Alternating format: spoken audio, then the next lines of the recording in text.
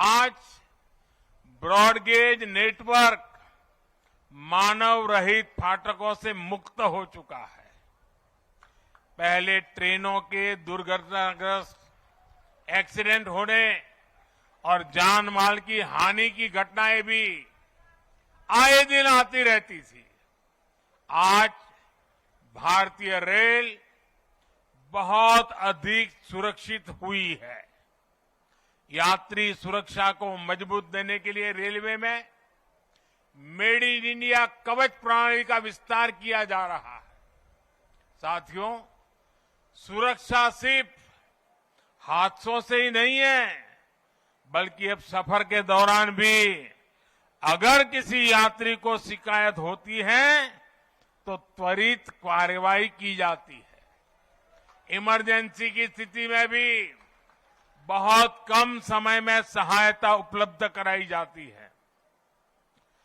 ऐसी व्यवस्था का सबसे अधिक लाभ हमारी बहनों बेटियों को हुआ है।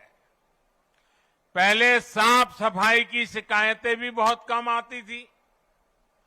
रेलवे स्टेशनों पर थोड़ी देर रुकना भी सजा जैसा लगता था। ऊपर से ट्रेनें कई कई घंटे लेट चला करती थी। आज साफ सफाई भी बेहतर और ट्रेनों के लेट होने की शिकायतें भी निरंतर कम हो रही है। पहले तो स्थिति ये थी, लोगों ने शिकायत करना ही बंद कर दिया था, कोई सुनने वाला ही नहीं था। आपको याद होगा, पहले टिकटों की कालाबाजारी तो शिकायतों में सामान्य बात थी। मीडिया में आए दिन इससे जुड़े स्टिंग ऑपरेशन दिखाए जाते थे, लेकिन आज टेक्नोलॉजी का उपयोग कर हमने ऐसी अनेक समस्याओं का समाधान किया है।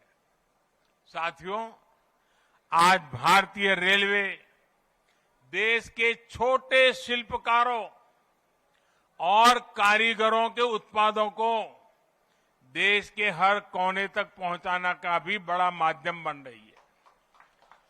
वन स्टेशन वन प्रोडक्ट, इस योजना के तहत जिस क्षेत्र में वो स्टेशन है, वहां के प्रसिद्ध कपड़े, कलाकृतियां, पेंटिंग, हस्तशिल्प, बर्तन आदि यात्री स्टेशन पर ही खरीद सकते हैं।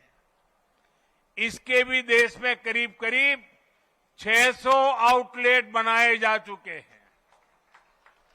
मुझे खुशी है कि बहुत ही कम समय में इनसे 1 लाख से ज्यादा यात्री खरीदारी कर चुके हैं। साथियों, आज भारतीय रेल देश के सामान्य परिवारों के लिए सुविधा का पर्याय बन रही है।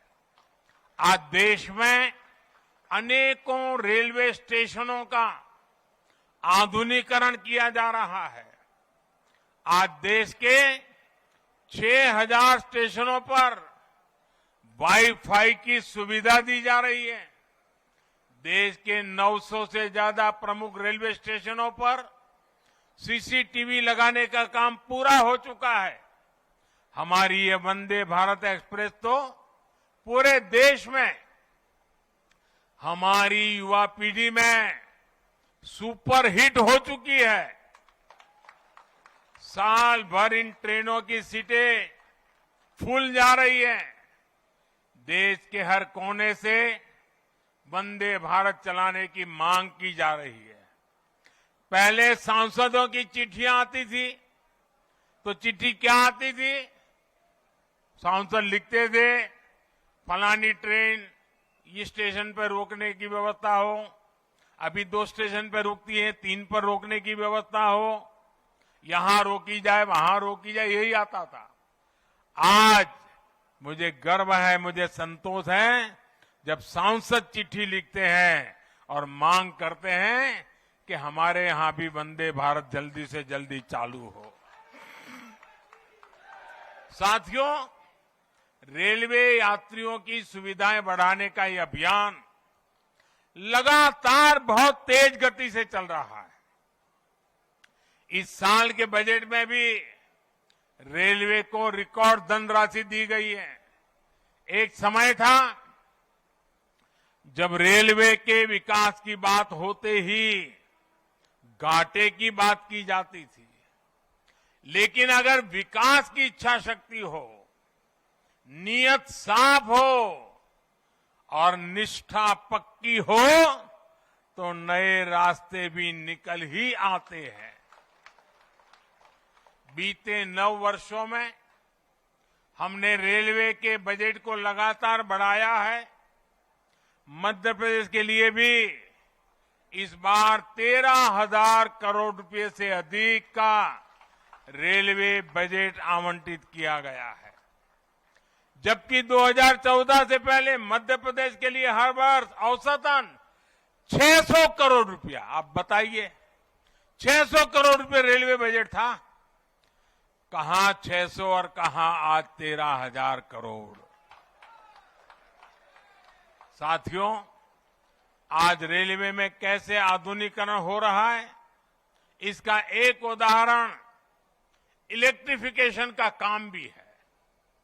आज आप आए दिन सुन रहे हैं कि देश के किसी न किसी हिस्से में रेलवे नेटवर्क का 100% बिजलीकरण हो चुका है। जिन 11 राज्यों में 100% बिजलीकरण हो चुका है, उसमें मध्य प्रदेश भी शामिल है।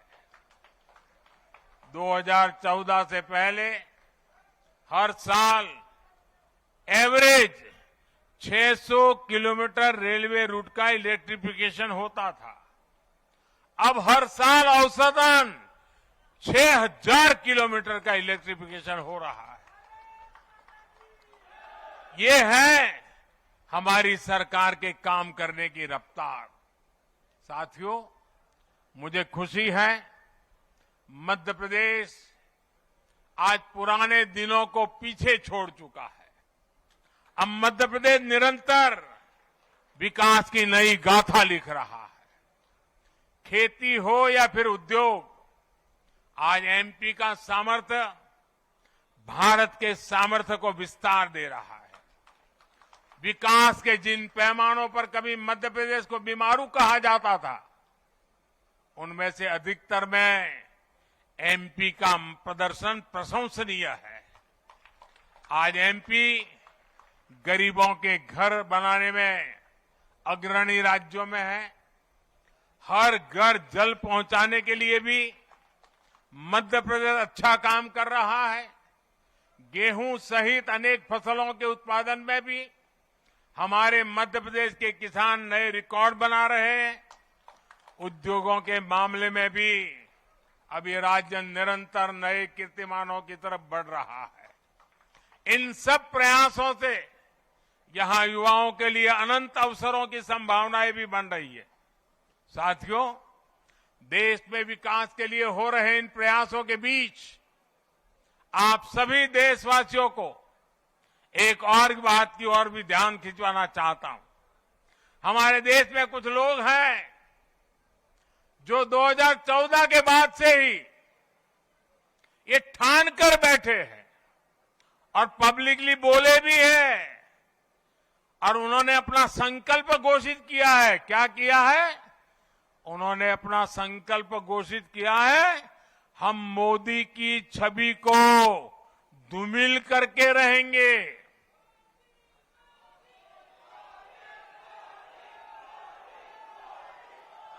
इसके लिए इन लोगों ने भांति भांति के लोगों को सुपारी दे रखी है और खुद भी मोर्चा संभाले हुए हैं। इन लोगों का साथ देने के लिए कुछ लोग देश के भीतर है और कुछ देश के बाहर भी बैठकर अपना काम कर रहे हैं। ये लोग लगातार कोशिश करते रहे हैं कि किसी तरह मोदी की इमेज को धूमिल कर दें, लेकिन आज